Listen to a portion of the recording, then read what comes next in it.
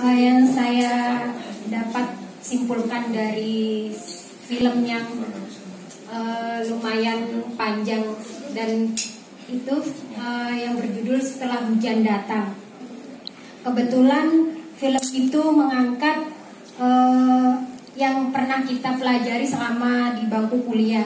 Kebetulan kemarin pernah saya belajar tentang pengenalan kawasan konservasi. Di situ juga menjelaskan tentang klimatologi di mana yang berhubungan dengan perubahan iklim. Di dunia ini semakin menumpuknya gas-gas rumah kaca akibat atmosfer menyebabkan pemanasan global yang berlebihan. Nah, di mana pemanasan global tersebut terjadi di dalam film ini terjadi di 3 kota yang berbeda. Dari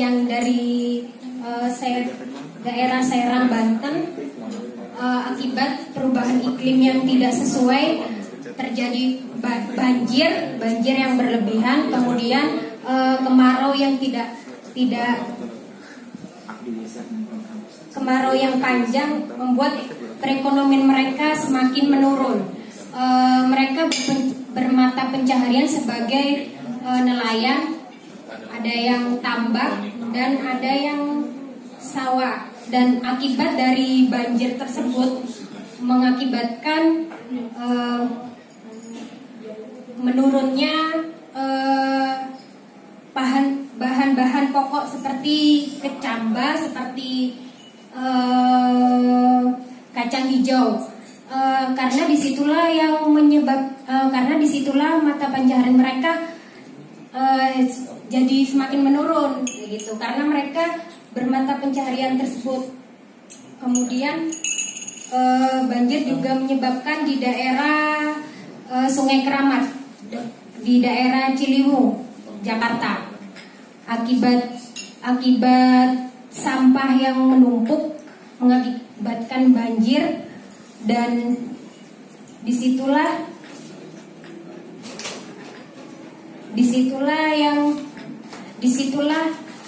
peran air yang tidak sesuai dengan kebutuhan manusia. Padahal air itu merupakan sumber kehidupan manusia, di mana dari Serang itu tadi kan akibat pemanasan global kan dia jadi naik banjir, kemudian kemarau, kemudian di daerah Serang itu di daerah Keramat Ciliwung itu kebanjiran kayak gitu. Terus kalau untuk di daerah Lombok, daerah Bayan, desa Bayan Lombok itu sangat menghargai ternyata. Disitulah disitulah hutan sangat dijaga karena mereka percaya bahwa hutan itu hutan adat itu masih sangat terjaga karena sumber kebutuhan mereka itu dari hutan tersebut yang menghasilkan mata air kayak gitu sih. Mungkin hal baru yang diketahui? Hal baru